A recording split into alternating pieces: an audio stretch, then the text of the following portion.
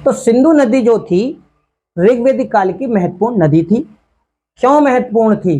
वो इसलिए महत्वपूर्ण थी कि एक तो होती है श्रेष्ठ, श्रेष्ठ मतलब होती है महान, ठीक है, वो तो हो गई महान नदी, सरस्वती थी महान, और महत्वपूर्ण नदी थी सिंधु।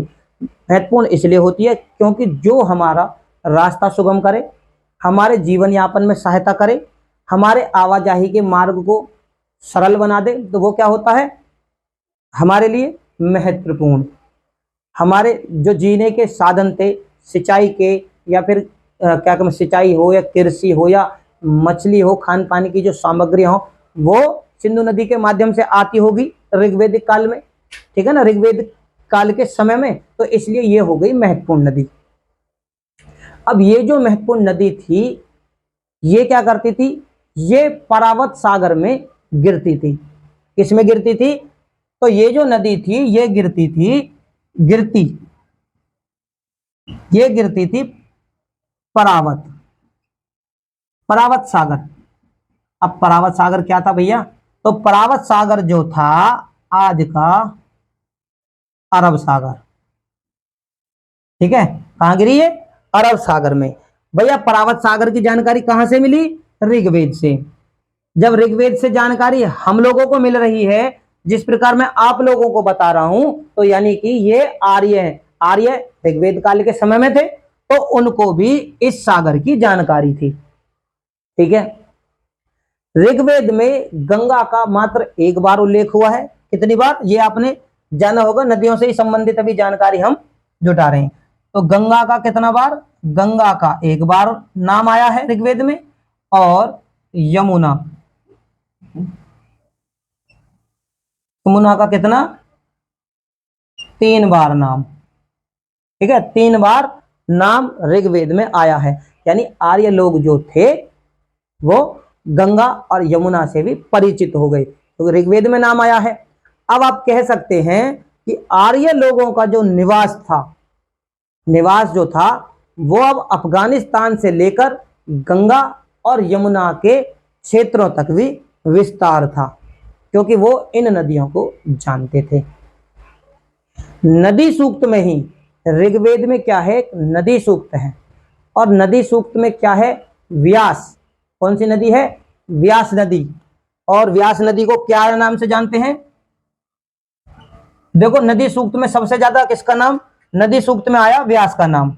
ऋग्वेद में तो ये सारी नदियों के नाम, ठीक है, लेकिन नदी सूक्त में ये याद रखना, पेपरों में पूछा जा सकता है, तो नदी सूक्त में किसका नाम आया? नदी सूक्त, सुक्कत, इसमें आया व्यास, और व्यास यानी विपाशा। ऋग्वैदिक काल के समय में व्यास नदी को विपाशा के नाम से जाना जाता था, ठीक है। और इस व्यास नदी को परिगणित नदी, ठीक है, किस नाम से जाना गया? व्यास को ही क्या कहा गया? परिगणित।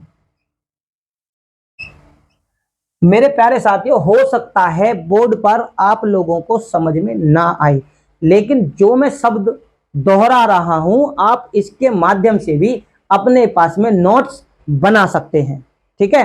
तो व्यास नदी जो थी वो विपाशा के नाम से उस समय प्रसिद्ध थी, और विपाशा को परिगणित नदी के नाम से भी जाना जाता था। और ये किसके स्थान पर बहती, किसके स्थान पर इसका नाम आया?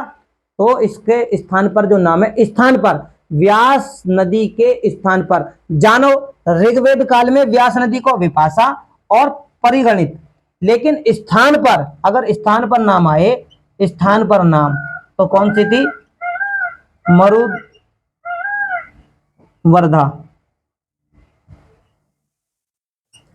मरुतवर्धा स्थान पे नाम आए तो मरुतवर्धा नदी के, ठीक है ना, ठीक है, ऋग्वेद काल में। अब देखो नदी ही सूक्त में, नदी सूक्त में सरस्वती नदी का जो स्थिति बताई गई है, किसमें? ऋग्वेद के नदी सूक्त में। भाई ऋग्वेद आर्य संस्थापक, आर्य को जानकारी थी, तो इसलिए ऋग्वेद में भी जानकारी है। वो क्या जानकारी है कि देखो ऋग्वेद का है नदी सूक्त, नदी सूक्त में ही व्यास नदी के बारे में है, और इसी में ही नदी सूक्त में ही सरस्वती नदी की स्थिति के बारे में भी जानकारी दी है। अब सरस्वती नदी की स्थिति, यानी सरस्वती नदी जो थी वो कहां पर थी, उसकी स्थिति क्या थी, तो उसकी जो स्थिति थी वो ये कि यमुना और सतुर्दरी, यमुना और सतुर्दी, किसके, यहां पर मैं लिख देता हूं, सरस्वती नदी की जो स्थिति है, सरस्वती की नदी की स्थिति क्या है,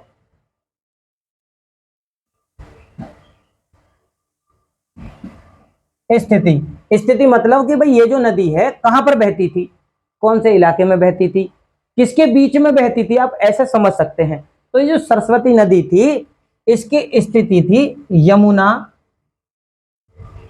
यमुना और क्या थी, सतुर्दी, यमुना और सतुर्दी मतलब सतलज, ठीक है। सतलज नदी के बीच में जो नदी थी उसका नाम था सरस्वती, ठीक है। यमुना और सतलज के बीच में जो नदी थी उसका नाम सरस्वती था, ठीक है। अब ये जानकारी किस में है, तो ऋग्वेद में है, ऋग्वेद में है तो आर्यों को भी इसकी जानकारी थी, क्योंकि हम जो जानकारी जुटा रहे हैं वो ऋग्वेद से संबंधित जानकारी जुटा रहे हैं। ऋग्वेद काल में, और जब ऋग्वेद का और ज्यादा अध्ययन किया गया तो हमें मालूम क्या चला, ऋग्वेद से हमें क्या मालूम चला कि इसमें सागरों को, सागर का उल्लेख है, सागर यानी समुद्रों का भी उल्लेख है। अब सागर के नाम से आप समझ सकते हैं कि भाई जो आर्य थे उस समय उनको भी सागर की जानकारी थी, और जानकारी क्या थी कि उस समय ऋग्वेद में सागरों को यानी समुद्र को और नामों से जाना जाता था, यानी आर्य लोग जो उस समय थे वो सागर को तरह तरह के यानी अन्य नामों से, भाई एक तो सागर आज के आधुनिक समय में भी हम कहते हैं सागर, समुद्र, महासागर, तो आज हम जो जानते हैं इसी प्रकार उस समय आर्य लोग भी जानते थे सागर के बारे में। और सागर को ऋग्वेद में क्या कहा गया है, समुद्र, अर्णव, क्या कहा गया, सागर को, सागर को मैं यहां पर लिख देता हूं, देखो सागर, ऋग्वेद में सागर की जानकारी मिलती है, और सागर को देखो समुद्र, समुद्र और अर्णव, क्या कहा गया, सागर, अर्णव, सागर भी कहा गया, अर्णव भी कहा गया, ठीक है। ये दोनों ही सागर के लिए ऋग्वेद में नाम प्रयोग यानी प्रयोग या प्रयोग में लाए जाते थे। किसके द्वारा लाए जाते थे, तो वो आर्यों के द्वारा, क्योंकि भाई ऋग्वेद में जो जानकारी है वो किसमें है, आर्यों से संबंधित जानकारी है। और आर्य कौन थे, उस समय ऋग्वेद में थे, ऋग्वेद काल में आर्य तो थे, यानी आर्यों को जानकारी थी कि सागर को समुद्र भी कहते थे और अर्णव भी कहते थे, ठीक है। अब ऋग्वेद का और अध्ययन किया गया, जब ऋग्वेद का और अध्ययन किया गया तो पता चला कि ऋग्वेद के दो छंद हैं, इसके ऋग्वेद में दो छंद ऐसे मिले, दो छंद ऐसे मिले जिसमें चार चार चार समुद्रों का उल्लेख है। क्या, ऋग्वेद के दो छंद ऐसे मिले, लिख लेना, ऋग्वेद के अंदर दो छंद ऐसे हैं जिसमें चार समुद्रों का उल्लेख यानी नाम है। और वो कौन कौन से हैं उसके बारे में कोई ठोस साक्ष्य अभी हमारे पास नहीं है, केवल यही है कि ऋग्वेद के दो छंद थे और उन दो छंदों में चार समुद्रों का नाम है, ठीक है।